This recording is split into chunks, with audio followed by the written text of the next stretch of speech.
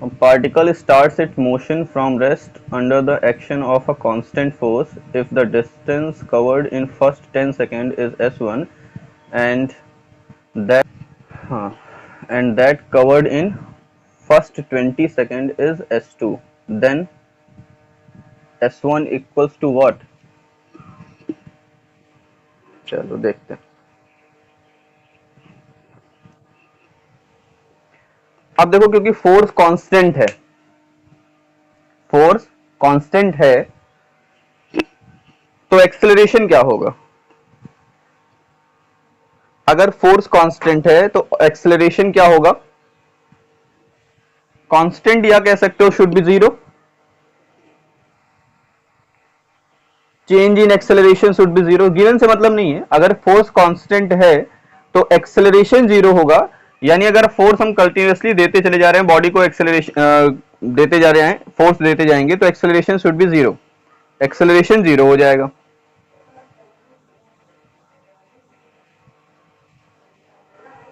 हाँ तो force constant है ना, फोर्स जीरो नहीं है, चेंज इन फोर्स कांस्टेंट है। चलो देखो देखते हैं S1 डिस्टेंस कितनी है? डिस्टेंस है S1 ut plus half AT square formula होता है। अब तो फर्स्ट वाला टर्म हट जाएगा, क्या हो जाएगा यहां से S1 equals to half AT square. मान लेते हैं एक्सेलरेशन a है, जीरो नहीं है अभी, मान लेते हैं एक्सेलरेशन a है, कॉन्सेप्ट भूल जाते हैं कि जीरो वाला क्या है। S1 आ गया, हाफ a की वैल्यू यहां से फाइंड कर लेते हैं, t की वैल्यू कितनी है? फर्स्ट 10 सेकेंड्स, तो 10 का स्क्वायर, ठीक है। तो S2 इज इक्वल टू कितना, सॉरी S1 इक्वल टू क्या आ जाएगा? 50 a is equal to S1 upon 50। ये समझ में आया? 10 का स्क्वायर 100 होगा, हाफ लिखा हुआ है इसलिए कैंसिल हो जाएगा, तो 50 बचेगा। 50 S1 अपॉन 50, ये a की वैल्यू आ गई, ठीक है। अब S2 वाला फॉर्मूला लगाते हैं, तो S2 इज इक्वल टू क्या होता है? S2 is equal to u t2 मान लेते हैं, यहां पर t1 मान लो टाइम को, plus half a t2 square. तो S2 इज इक्वल टू ये टर्म जीरो हो जाएगा, इसकी वैल्यू a की वैल्यू S1 अपॉन 50 और T2 की वैल्यू कितनी है? 20 सेकेंड्स दिया हुआ है, तो S अब देखना पड़ेगा बेटा। S2 इज इक्वल, हाँ 4S1 ही दिख रहा है मुझे भी। S1 अपॉन 100 इंटू 400, ये कैंसल आउट, ये cancel out, S2 is equal to 4S1।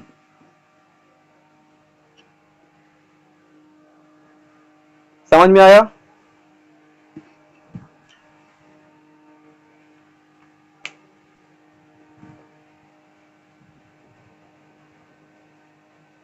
Rough करें, स्क्रीनशॉट वगैरह ले लेना जो भी है।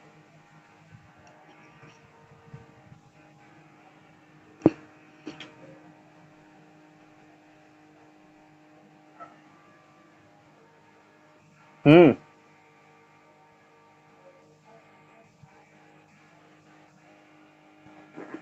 50A,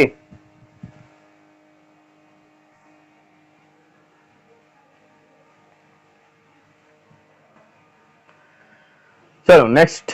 आज हम लोगों का टॉपिक था इक्वेशन ऑफ मोशन की प्रूविंग करना by calculus method.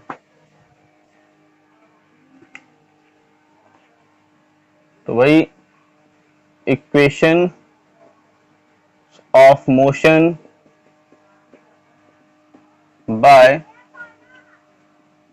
Calculus method. इससे पहले हम लोगों ने एनालिटिकल मेथड देख लिया है, ग्राफिकल मेथड देख लिया है, लास्ट बचा हुआ है वो है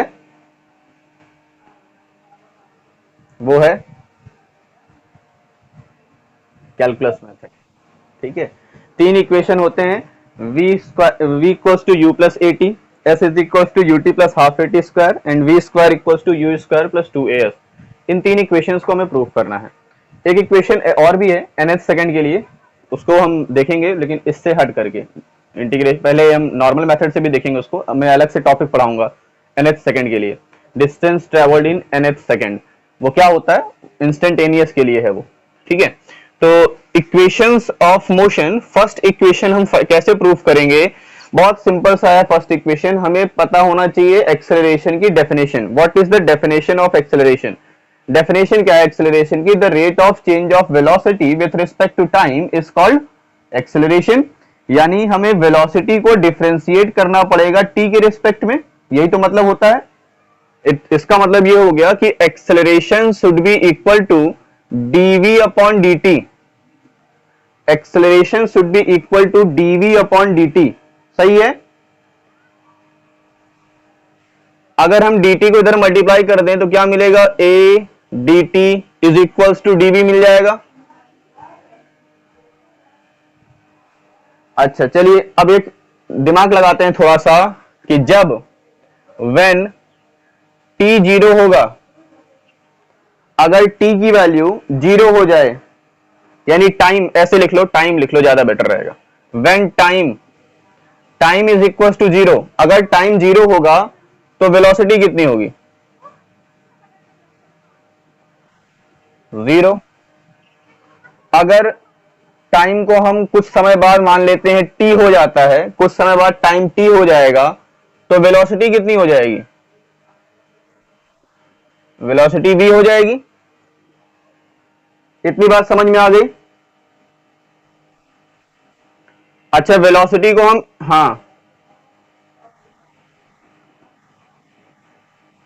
हाँ इनिशियल वेलोसिटी, वही पूछना चाह रहा था मैं बोलने वाला था वही तुम लोग। तो जो t इक्वल टू जीरो पर है उसको हम क्या मान रहे हैं, इनिशियल वेलोसिटी u मानते हैं। और after time t the velocity of body becomes v, कुछ समय बाद उसकी वेलोसिटी कितनी हो जाती है, v हो जाती है। तो यहां पर दो चीजें चेंज हो रही हैं। कौन कौन सी चीजें चेंज हो रही है, देखो यहां पर वेलोसिटी चेंज हो रही है, v फॉर वेलोसिटी चेंज हो रही है। और यहां पर क्या चेंज हो रहा है, टाइम चेंज हो रहा है। तो टाइम और वेलोसिटी दोनों चेंज हो रहा है, टाइम के साथ साथ वेलोसिटी चेंज हो रही है, टाइम के साथ वेलोसिटी चेंज हो रही है। तो टाइम भी चेंज हुआ और वेलोसिटी भी चेंज हुआ। अब हम क्या करते हैं, इसको इंटीग्रेट कर देते हैं, किसको, इन दोनों टर्म्स को इंटीग्रेट कर देते हैं। तो क्या लिखेंगे यहां पर,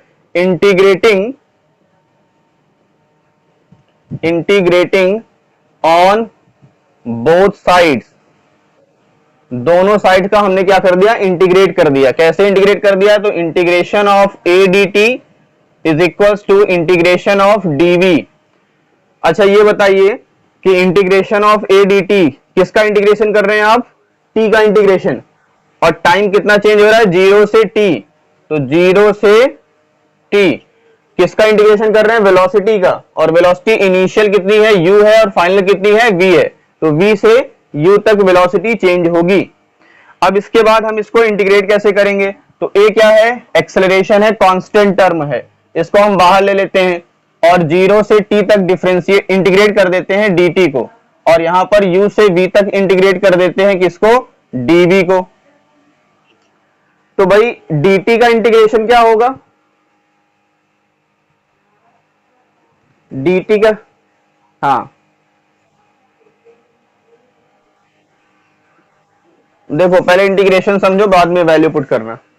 इंटीग्रेशन ऑफ dx हमने बताया था, इंटीग्रेशन ऑफ dx होता है x,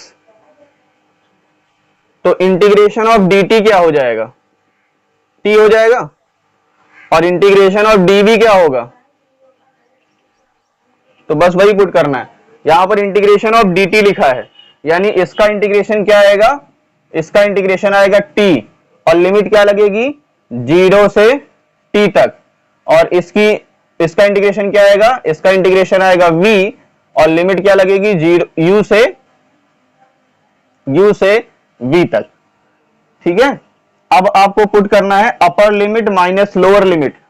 प्रीवियस क्लास में जाते जाते लास्ट में मैंने यही बताने वाला था, upper limit minus lower limit. तो अपर लिमिट क्या है बेटा, t है, तो हम क्या करेंगे, यहां पर इसकी जगह पर t पुट कर देंगे, इसकी जगह पर, तो t माइनस, और इसी की जगह पर जीरो पुट करेंगे, तो जीरो इक्वल्स टू, अब क्या करेंगे, इसकी जगह पर v पुट करेंगे, v हो गया, माइनस लगाएंगे और इसकी जगह पर u पुट करके माइनस कर देंगे, तो v माइनस u आ गया।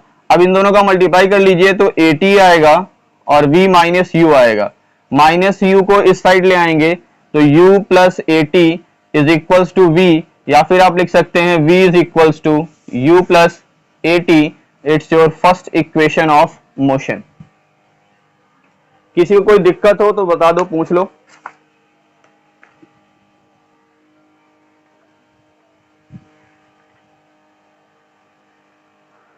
दिक्कत है किसी को? इजी है, इंटीग्रेशन समझने के बाद ये इजी लगेगा। रफ करें।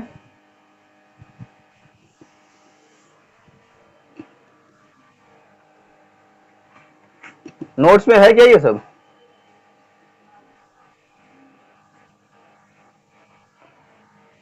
इसीलिए पूछ करके रफ करता हूं मैं, बिना पूछे मैं रफ नहीं करता।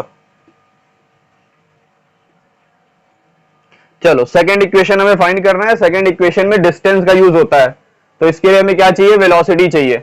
वेलोसिटी का फॉर्मूला क्या होता है भाई? तो वेलोसिटी होता है the rate of change of displacement with respect to time, यानी v is equal to ds upon dt। सही है? दिक्कत किसी को नहीं होगी? चलो तो ये हो जाएगा v dt is equals to ds। इसमें भी किसी को कोई समस्या नहीं होनी चाहिए। इसको लिख लेते हैं ds is equals to v dt, ऐसे लिख लेते हैं। इस साइड s कर लेते हैं, इस साइड v dt कर लेते हैं। अब फिर वही चीज व्हेन यहां पर टाइम इक्वल्स टू 0। अब यहां पर देखो dt है और वेलोसिटी डिस्टेंस है, तो टाइम इज इक्वल्स टू 0। जब टाइम क्या हो जाए? 0 हो जाए, तो डिस्टेंस क्या होगा? डिस्टेंस क्या होगा? 0 ही होगा, क्योंकि टाइम 0 तो डिस्टेंस 0 है ना। टाइम 0 तो डिस्टेंस 0। चलना स्टार्ट ही नहीं किया, हम टाइम कंसीडर ही नहीं कर रहे हैं। फिर टाइम जब बढ़ करके t हो जाए तो डिस्टेंस कितना हो जाएगा? डिस्टेंस s ट्रेवल कर लेंगे, है ना। डिस्टेंस को ds जो मन करे वो ले सकते हैं, कुछ भी ले सकते हैं। तो इसको इंटीग्रेट करते हैं, कहां से कहां तक? ds को इंटीग्रेट कर देते हैं, कहां से कहां तक? 0 से s तक, क्योंकि डिस्टेंस कहां से जा रहा है? 0 से, देखो 0 से s, 0 था फिर बाद में s हो गया। इधर क्या है? वेलोसिटी, और dt कहां से? 0 से t तक। अब v की वैल्यू क्या है भाई? v की वैल्यू क्या है? फर्स्ट इक्वेशन में हमने प्रूफ किया है v की वैल्यू, तो इधर का इंटीग्रेशन कर दें डायरेक्टली। इसका इंटीग्रेशन क्या होगा? ds का इंटीग्रेशन क्या होगा? s होगा, और इधर 0 टू t और u प्लस AT लिख लेते हैं। v की वैल्यू पुट कर दिया हमने, v की वैल्यू पुट कर दिया u plus AT first equation से। इसका इंटीग्रेशन करेंगे तो s आ जाएगा, s माइनस 0 हो जाएगा। इसको थोड़ा सा सॉल्व कर लेते हैं। ऐसे करते हैं कि इसको u dt और प्लस AT और dt, ये कर लिया हमने। ये हो जाएगा s इज इक्वल्स टू 0 से t तक u dt प्लस 0 से t तक AT dt। ये समझ में आया? किसी को ये स्टेप समझ में ना आया हो तो पूछ लो।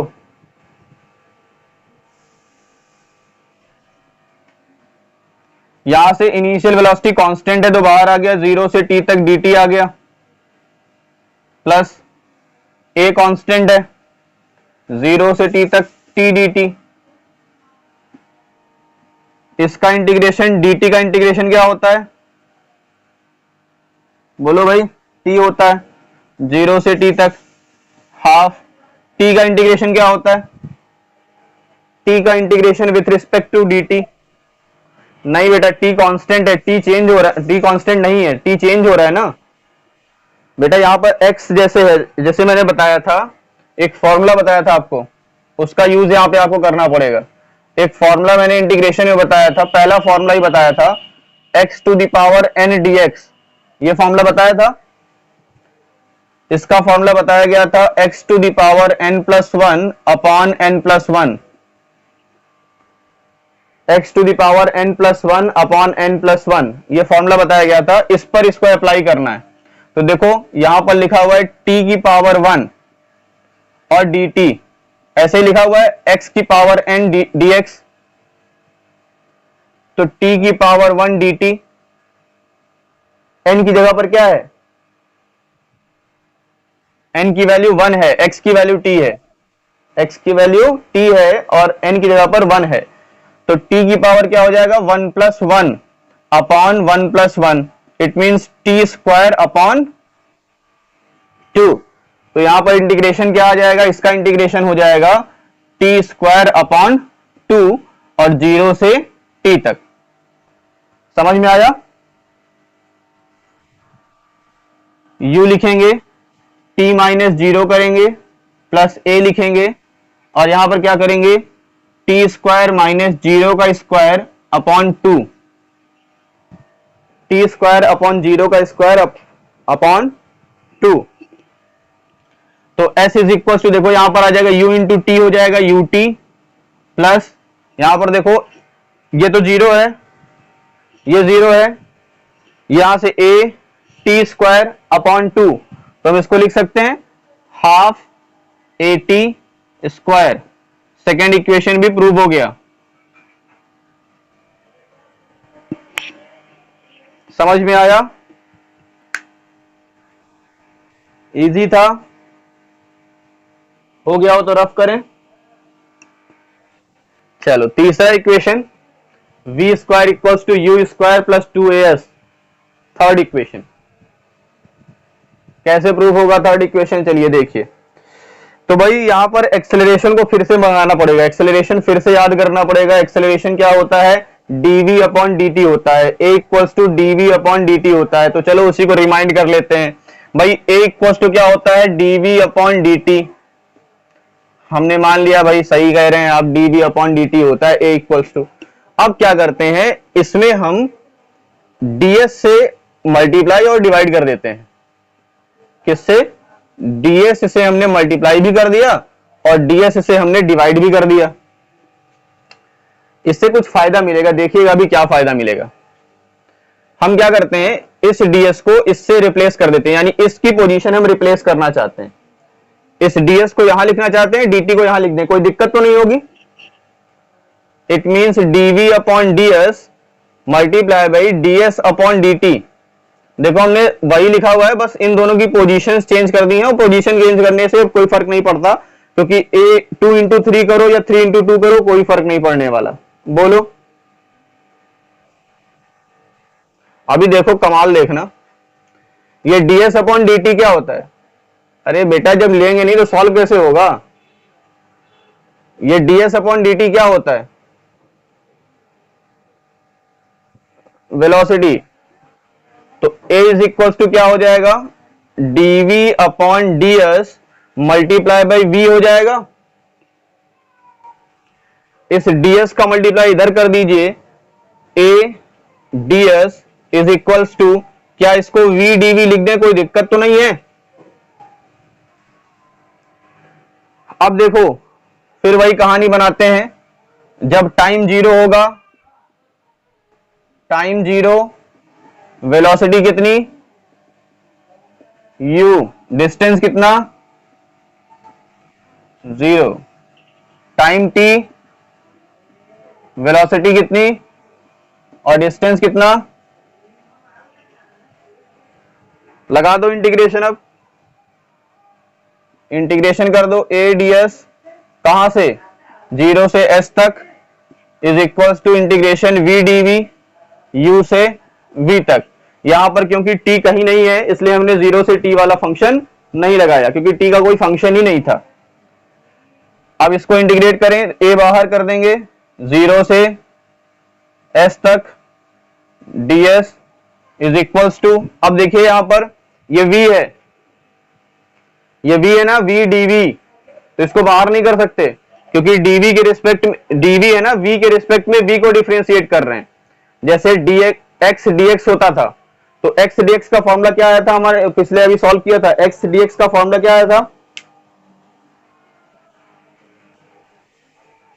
हाँ यानी x square upon 2, x square upon 2 कह सकते हैं, आया था ना एक्स स्क्वायर अपॉन 2। हाँ, तो इसका क्या आ जाएगा, वी स्क्वायर अपॉन 2 आ जाएगा। इंटीग्रेट कर देते हैं तो हो जाएगा वी स्क्वायर अपॉन 2 यू से वी तक।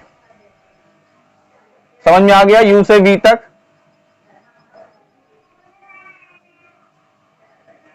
क्या हुआ, इसका इंटीग्रेट, कौन, मैं, किसकी बात कर रही हो?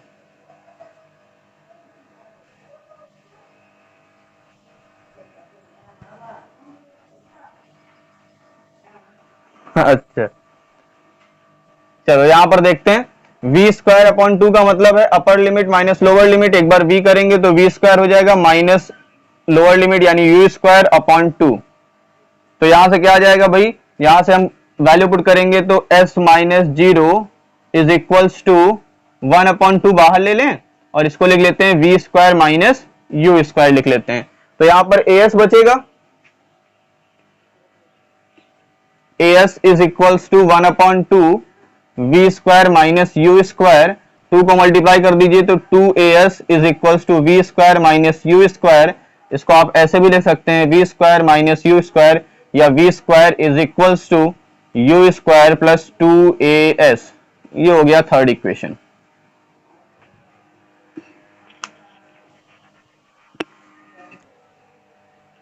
चलो एक टॉपिक और बचा था इससे रिलेटेड।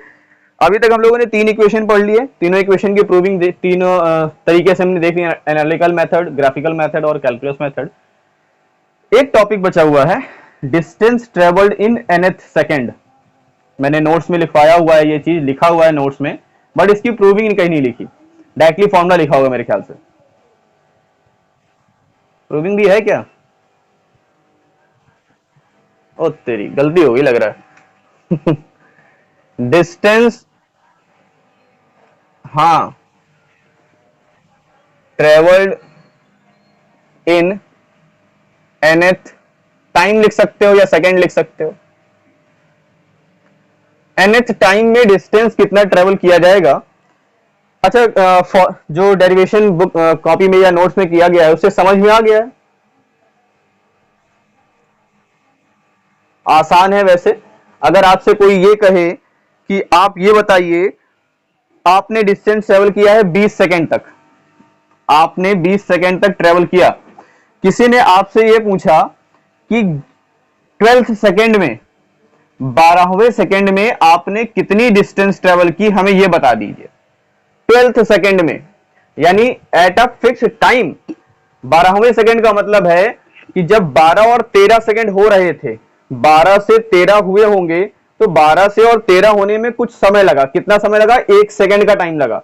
तो उस दौरान आपकी स्पीड क्या थी, सॉरी आपकी डिस्टेंस क्या थी, स्पीड नहीं, उस दौरान आपकी डिस्टेंस कितनी ट्रेवल की आपने, ये हमें बताइए। तो फिर आप इस फॉर्मूले का यूज करेंगे जो हमने फॉर्मूला आपको बताया हुआ है। करना कैसे है, एनालिटिकल मेथड मैंने बताया हुआ था, उसी को रिवाइज कर लेते हैं, देखते हैं। क्योंकि इसका डेरिवेशन आपसे पूछा नहीं जाता, इस पे बेस्ड क्वेश्चंस आते हैं। इसका डेरिवेशन बोर्ड एग्जाम में भी कभी नहीं पूछा गया या नॉर्मली भी पूछा नहीं जाता, बट मैं सन की इंसान हूं, मैं पूछ सकता हूं, ठीक है। तो पेपर में आ भी सकता है, कोई भरोसा नहीं है। वैसे पीरियोडिक टेस्ट होने वाला है, 30 क्वेश्चन रहेंगे, एमसीक्यू रहेंगे, सब्जेक्टिव भी हो सकते हैं। सब्जेक्टिव का मतलब 2-4 नंबर के क्वेश्चन होंगे टाइप वाले, जैसे 1-2 आंसर में, या डेफिनेशन कुछ समथिंग करके डेफिनेशन पूछ लिया गया तो उसको आप टाइप कर सकते हो।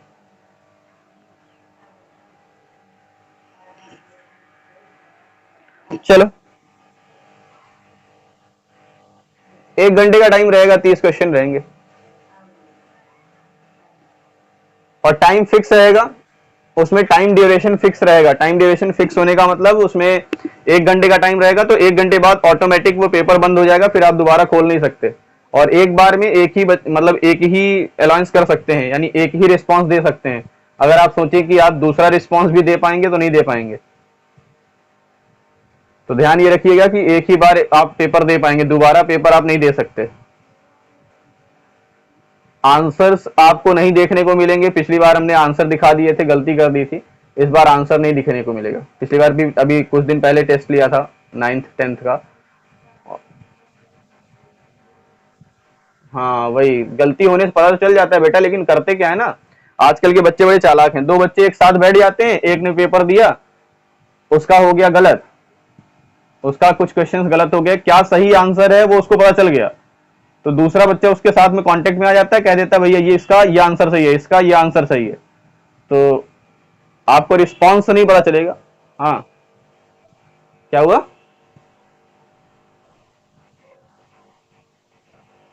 अरे बहुत सारे तरीके हैं। मोबाइल, हाँ 3 चैप्टर, जितना जितना जितना पढ़ाया गया उतना देंगे। चलो फिलहाल देखते हैं distance travel in nth time, nth second में कितना डिस्टेंस ट्रेवल करेंगे। तो मान लीजिए आपको डिस्टेंस पता है n सेकंड्स में, अगर आपको nth सेकंड में डिस्टेंस निकालना है तो आप क्या करोगे, मान लो आपको, मैं जैसे मैंने एग्जांपल लिया कि आपको 12वें सेकंड में डिस्टेंस निकालना है कि 12 से 13 सेकंड के बीच में आपने कितनी डिस्टेंस ट्रेवल की, आप ये बताइए। तो आप क्या करोगे, सबसे पहले क्या निकालेंगे, आप कहेंगे कि सर हम 13 सेकंड तक का डिस्टेंस निकाल लेते हैं, 13 सेकंड में हम कितनी डिस्टेंस ट्रेवल किए, और हमने,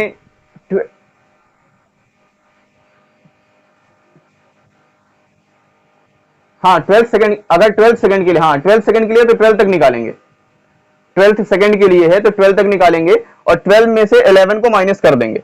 भाई स्टार्टिंग से आप 12 सेकंड की डिस्टेंस निकाल लीजिए, स्टार्टिंग से 12 सेकंड की डिस्टेंस निकाल लीजिए, और स्टार्टिंग से 11 सेकंड की डिस्टेंस निकाल लीजिए। ये स्टार्टिंग से 12 सेकंड की डिस्टेंस हम इसको लिख देते हैं S12, और ये स्टार्टिंग की S11 है ना, 11 सेकंड की डिस्टेंस। तो आप इतनी डिस्टेंस कितना ट्रेवल किया आप आसानी से निकाल सकते हो, इसमें से इसको माइनस कर दो, यही बचेगा, है ना। तो बहुत सिंपल सा फंडा है कि आपको कितने सेकंड्स में डिस्टेंस निकालना है। डेरिवेशन आपके पास है, तो आपको डेरिवेशन मुझे लगता नहीं है कि बताने की जरूरत दोबारा है, शायद अगर आपको ना समझ में आया हो तो मैं बता दूं, वैसे समझ में आ गया होगा।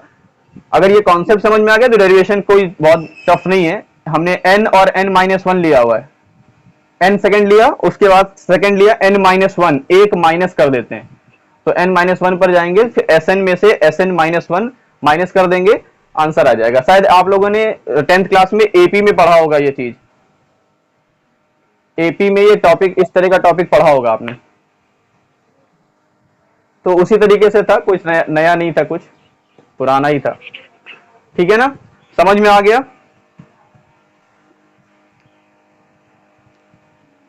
हिमांशी तुम्हारा रिलेटिव वेलोसिटी बचा होगा मेरे ख्याल से एक टॉपिक, और ग्राफ्स बचे हुए हैं इसके अभी, दो चीज बची होगी, ग्राफ बचा है, ग्राफ अभी पढ़ाना बाकी है, और रिलेटिव वेलोसिटी। फिर न्यूमेरिकल्स लगाएंगे, फिर न्यूमेरिकल में मजा आएगा, इसके न्यूमेरिकल्स अच्छे हैं।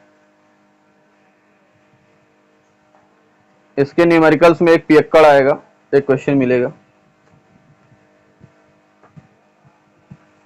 पी करके जाएगा और नाले में गिर जाएगा।